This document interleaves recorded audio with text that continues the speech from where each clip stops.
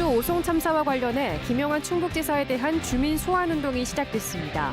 정치권 공방도 이어졌습니다.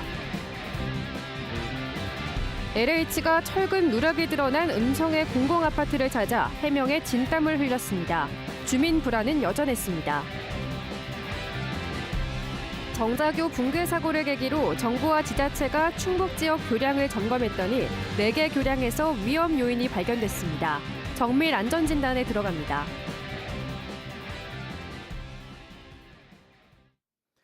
네, 시청자 여러분 안녕하십니까? 계속해서 MBC 뉴스투데이 충북입니다. 오송 군평 2 지하차도 참사에 대한 책임을 물어 김영환 충북지사에 대한 주민 소환 서명 운동이 시작됩니다.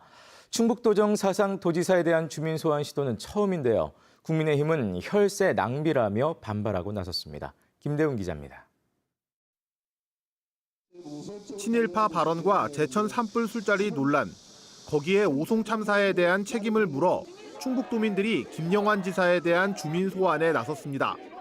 충북지사에게 주민 소환이 추진된 건 충북 도정 사상 처음입니다.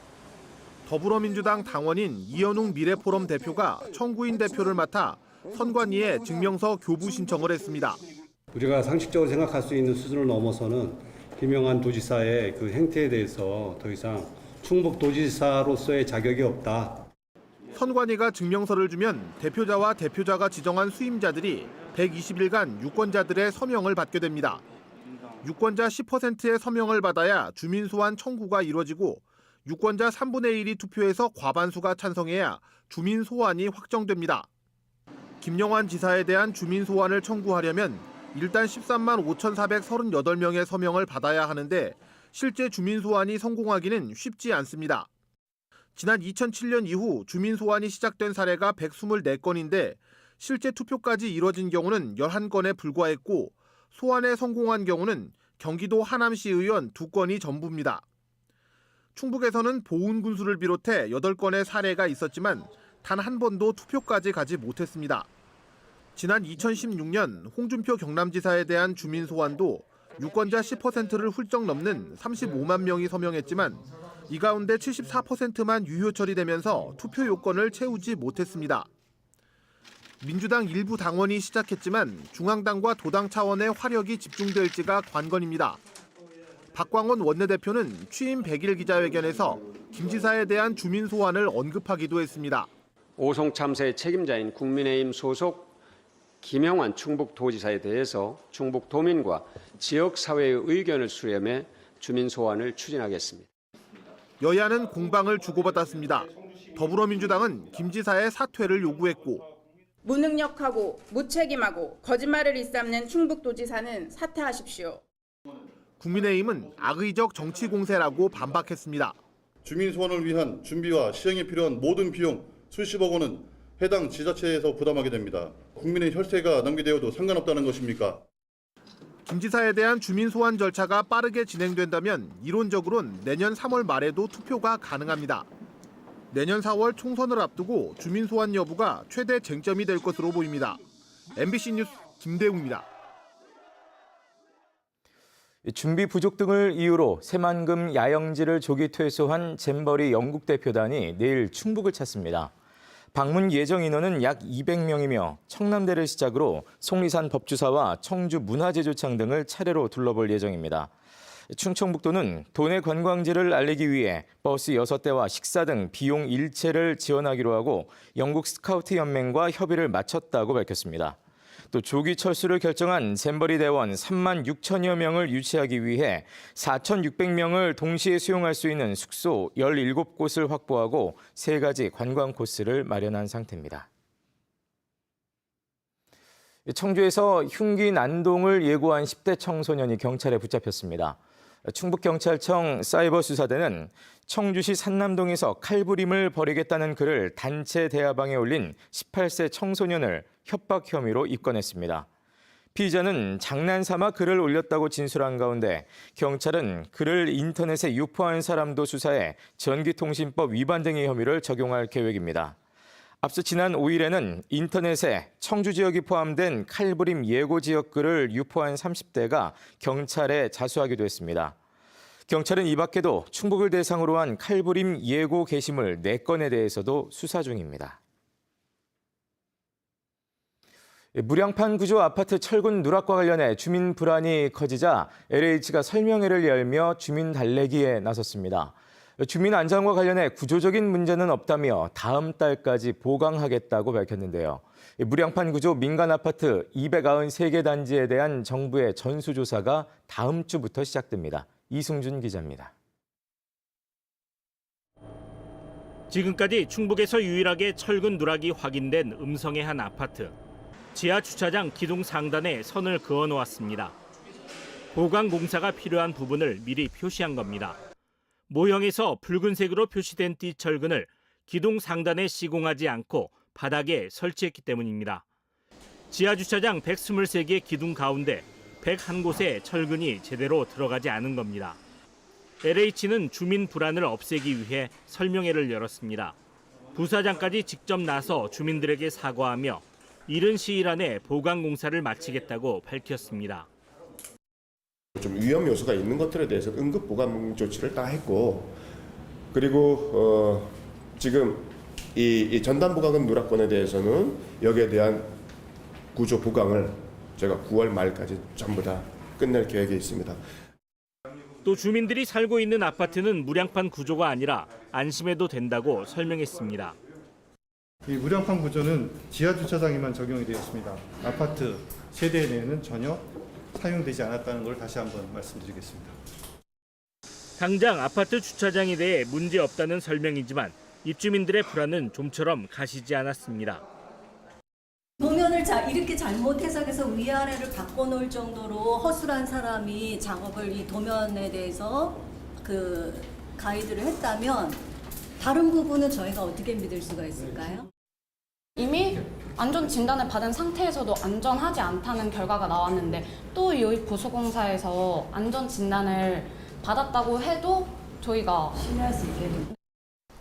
지난해 12월 준공한 아파트는 모두 500세대, 현재 350세대가 생활하고 있습니다. 협업을 통해서 끝까지 챙겨나가도록 하겠다는 약속드리겠습니다. 다시 한번 입주민 여러분께 걱정과 심려를 끼쳐드린 데 죄송하게 생각하고, 한편 정부는 이번 주부터 무량판 구조로 시공된 민간 아파트도 전수조사에 나섭니다. 조사 대상은 무량판 구조가 적용된 아파트 가운데 현재 시공 중인 105개 현장과 2017년 이후 준공된 아파트 188개로 모두 293개입니다. MBC 뉴스 이승준입니다. 지난 4월 분당 정자교 붕괴 사고를 계기로 정부와 지자체가 유사 구조의 교량을 집중 점검했습니다. 충북에서는 교량 4곳이 심상치 않은 것으로 나타났는데요.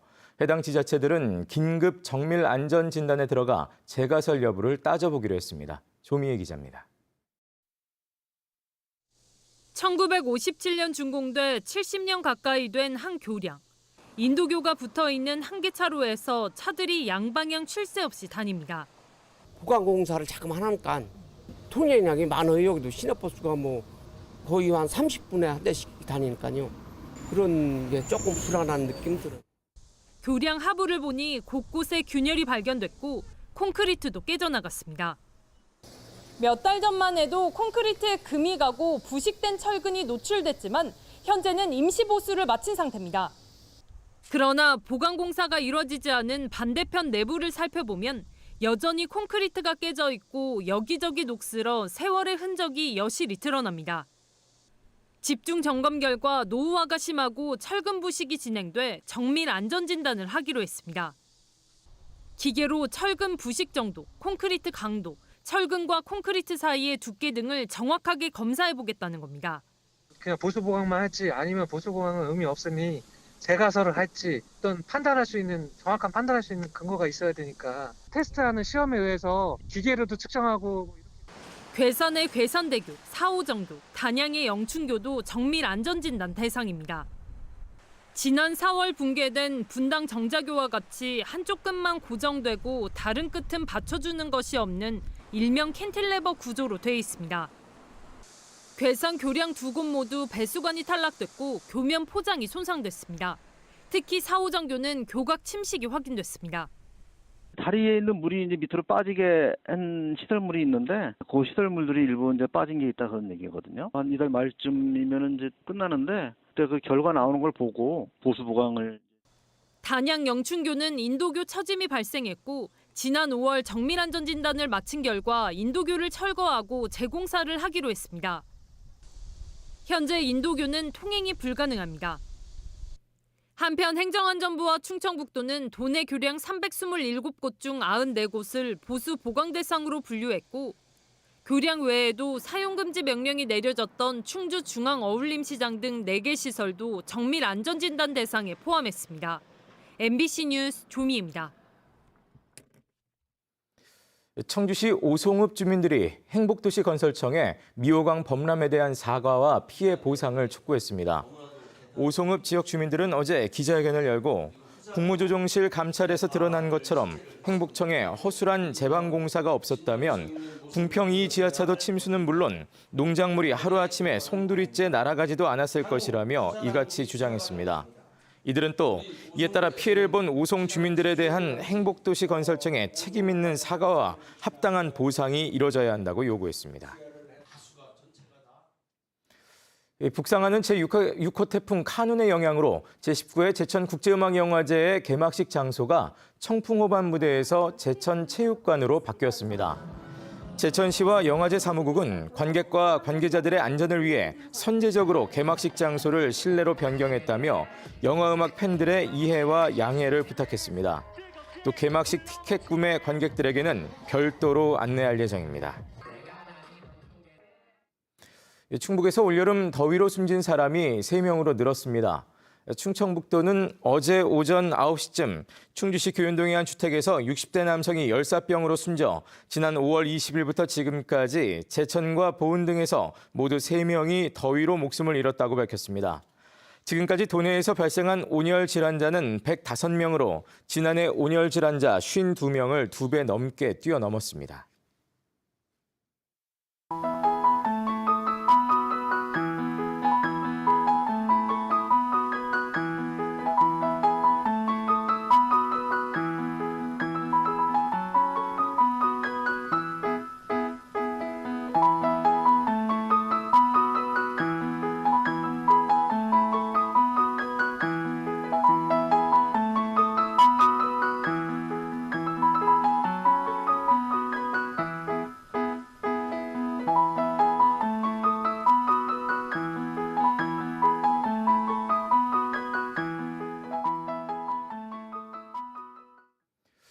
충북형 도시근로자의 활동 범위가 확대됐습니다.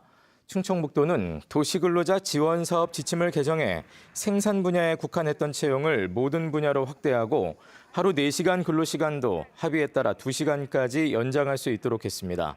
또 명절이나 농산물 수확기 등 일시적으로 일감이 폭증할 경우를 고려해 기업 지원 한도를 기존 450명에서 1,150명까지 늘립니다.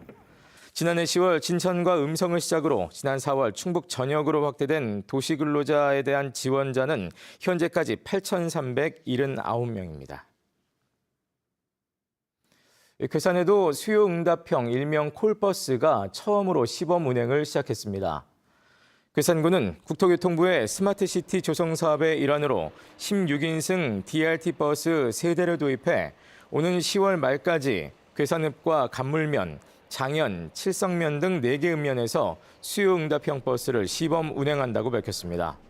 수요응답형 버스는 정해진 노선이나 시간표 없이 실시간 수요에 따라 운행하는 버스로 충북에서는 지난해 청주 오송에 처음 도입됐습니다. 충주 지역 주요 생활권 93곳에 정원 조성이 추진됩니다. 충주시는 정원 도시를 위한 세부 추진 방안으로 도심공원은 물론 회전교차로와 체육시설 등 93곳을 정원 사이트로 선정하고 올해 추경을 통해 우선 10곳을 대상으로 정원 조성을 시작하기로 했습니다. 충주시는 쾌적한 공간 제공은 물론 국가정원 예정지를 미리 정원화함으로써 정원 지정에 유리한 고지를 점하겠다는 전략이라고 설명했습니다. 증평군의 인구가 올해 들어 7개월 연속 증가세를 보이고 있습니다. 행정안전부 주민등록 인구 통계를 보면 지난달 말 증평군의 인구는 한 달 전보다 61명 늘어난 37,410명으로 지난해 12월 이후 7개월 연속 늘었습니다. 같은 기간 출생아 수는 137명으로 지난해 같은 기간인 45명보다 49% 가까이 늘었습니다. 증평군은 올해 11월에는 신규 아파트 입주도 예정돼 있어 올 연말에는 증평군의 인구가 역대 최대인 지난 2017년 12월 37,783명을 넘어설 것으로 기대하고 있습니다.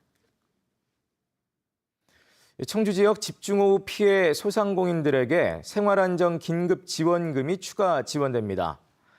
청주시는 관내 재난지원금 지급 대상 424개소 가운데 청주에 사업자 등록을 두고 사업장을 운영하는 318개소를 대상으로 업체당 최고 100만 원의 생활안정 긴급 지원금을 예비비로 지급한다고 밝혔습니다. 소상공인에 대한 호우 피해 지원금은 행정안전부의 재난지원금 300만 원과 충청북도의 재해구호기금 200만 원 등이 있습니다. 수능 100일을 앞두고 윤건영 충북교육감이 수험생들에게 격려 서한을 띄웠습니다. 윤건영 도교육감은 수험생 격려 서한문에서 조바심을 내지 말고 자신을 믿고 최선을 다하라면서 열심히 노력한 수험생들에게 최고의 성과가 있기를 바란다고 밝혔습니다. 한편 2024학년도 대학 수학능력시험은 오늘 100일을 앞두고 있습니다. 도내 민방위 비상급수 시설들이 수인성 감염병 바이러스 감염 위험에서 안전한 것으로 확인됐습니다. 충청북도 보건환경연구원은 도내 22개 민방위 비상급수 시설을 대상으로 노로와 아데노로타, A형 감염 바이러스 등 수인성 감염병 원인 바이러스 6종을 검사한 결과 모두 불검출됐다고 밝혔습니다.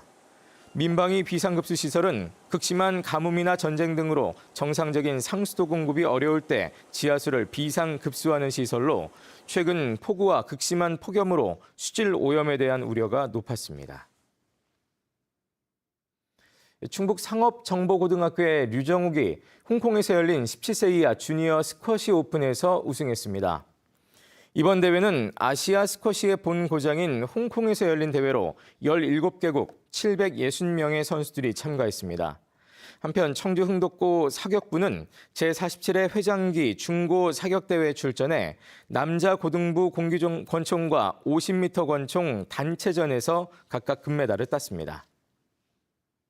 네, 뉴스를 마칩니다. 고맙습니다.